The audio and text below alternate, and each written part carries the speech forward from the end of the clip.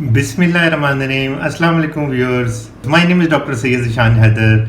जैसा कि हम सबको मालूम है कि रमज़ान करीम अपनी बरकतों और रहमतों के साथ आ चुका है और हम सब इस मुबारक महीने में इबादत करने में बहुत ज़्यादा सुकून महसूस करते हैं और अल्लाह ताला का बहुत शुक्र है कि उसने हमें ये महीना नसीब फरमाया है। हमारे लोग जिस तरह पहले उनका बहुत ज़्यादा रुझान होता था कि रमज़ान करीम के महीने में मसाजिद की तरफ ज़्यादा रुख किया जाए, हम लोग इसी तरह आजकल के दिनों में रमज़ान के बाबरकत महीने में मसाजिद जाने के लिए हमें क्या करना चाहिए। इसके लिए हुकूमत का 20 निकाती एजेंडा जो है, जो हमारे प्रेसिडेंट साहब ने उलमा कराम के वफ़द के साथ जो 20 निकाती एजेंडा तैयार किया, जो पॉइंट्स तैयार किए, वो बहुत स्ट्रॉन्ग है, बहुत वैलिड है और अगर हम उनको 100% अमल करने में कामयाब हो गए तो हम अपने लोगों को, अपनी कम्युनिटी को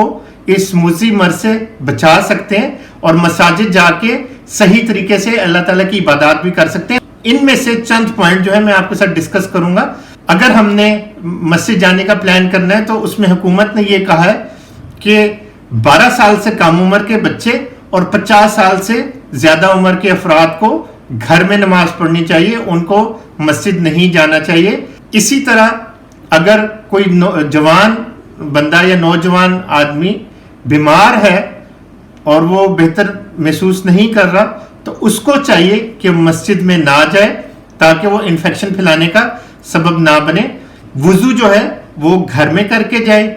इसी तरह मसाजिद में कांटेक्ट टाइम कम से कम हो, वहां पे रहने का ड्यूरेशन कम से कम हो, सिर्फ फर्ज नमाजें पढ़ी जाए, जो सुन्नत हैं, जो नवाफिल हैं वो घर में आके पढ़े जाएं। इसी तरह नमाज तरावी जो है उसके लिए भी यही कहा गया है कि उसको मस्जिद की चार दीवारी के अंदर अदा करने का बंदोबस्त किया जाए, ना कि बाहर सड़कों पे या खुले किसी एरिया में नमाज तरावी अदा करने के लिए प्लान किया जाए। मस्जिद के अंदर सारे नमाजियों के बीच में फासला कम से कम 3 से 5 फुट तक का हो ताकि ये पार्टिकल्स जो हैं ये एक से दूसरे बंदे तक फैलाव का सबब ना बन सके। सारे लोग मास्क का इस्तेमाल करें, मास्क पहन के मस्जिद में जाएं।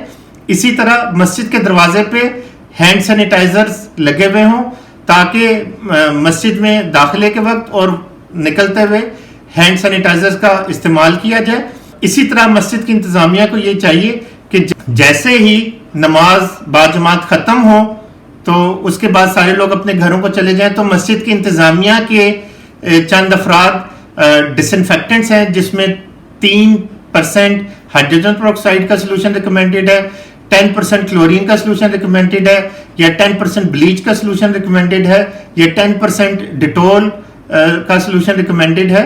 तो उसको बनाने का तरीका भी मैं आपको बताता हूँ कि फॉर एग्जांपल हमने 100 ml तैयार करना है तो 10 ml हम लोग ब्लीच ले लें, या 10 ml हम लोग डिटोल ले लें, या 10 ml हम लोग क्लोरीन ले लें, उसके अंदर 90 ml हम वाटर ऐड कर लें तो उसका महलूल तैयार करके हम पूरे मस्जिद की सर्फेसिस को हम डिसइंफेक्ट कर सकते हैं। और इसी तरह हाइड्रोजन पेरोक्साइड जो है 2.9 ml उसका ले लें और 97.1 ml तकरीबन 97 ml जो है हम लोग वाटर का ले लें और हाइड्रोजन पेरोक्साइड के महलूल के साथ हम मसाजिद को डिसइंफेक्ट कर सकते हैं।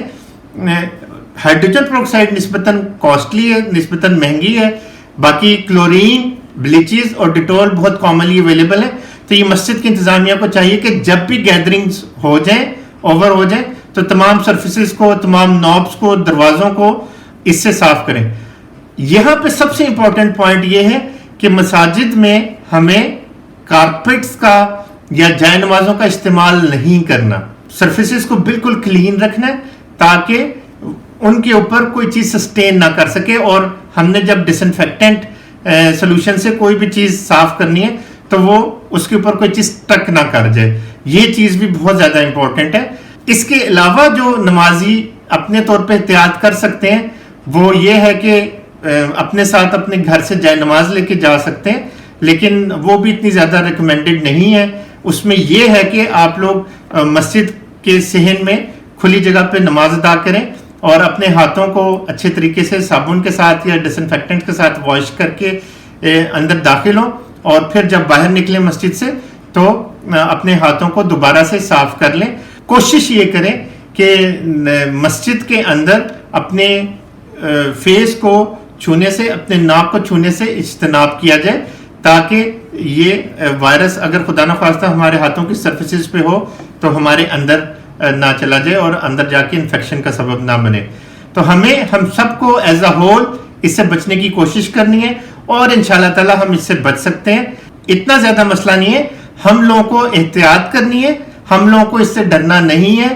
ہم نے انشاءاللہ تعالی اس کے اوپر قابو پانا ہے، اور ہم سب لوگ مل کے اس کے اوپر قابو پا سکتے ہیں. یہاں پہ علماء کرام، scientist, doctors, teachers, students, public, media, government, سارے ادارے مل کے اپنی اپنی جگہ پہ اس کے خلاف کوشش کر رہے ہیں، تاکہ ہم سارے ایز اے کمیونٹی اس کے خلاف اچھے طریقے سے متحد ہو کے بچ سکے، اور انشاءاللہ تعالی اللہ کی مدد سے ہم اس کے اوپر قابو پا لیں گے. اس سے ہم کیسے بچ سکتے ہیں؟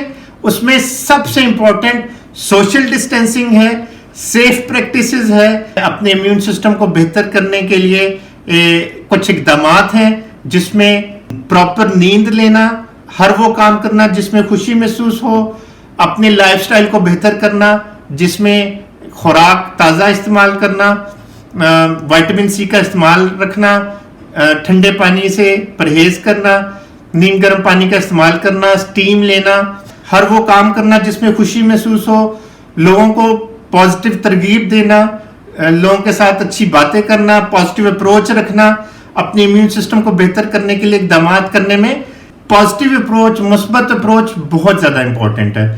یہ سارے اقدامات کر کے ہم لوگ اس کے خلاف بڑے اچھے طریقے سے بچ سکتے ہیں، بڑی آسانی سے بچ سکتے ہیں، اور ہمیں بچنے کی کوشش کرنی چاہیے، ہمیں مل کے کوشش کرنی چاہیے.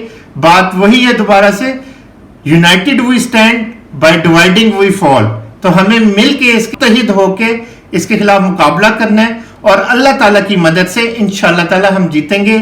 رمضان کا بابرکت مہینہ ہے، اور ہمیں اس رمضان کے بابرکت مہینے میں سارے گھر والوں کو مل کے، بچوں کو ساتھ ملا کے اللہ تعالیٰ کے حضور بسجود ہو کے دعا کرنی چاہیے کہ اللہ تعالیٰ اپنے پیاروں کے صدقے ہمیں اس قدرتی آفت سے محفوظ فرمائے، پوری دنیا کو محفوظ فرمائے.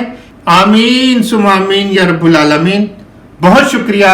اللہ حافظ. Thank you.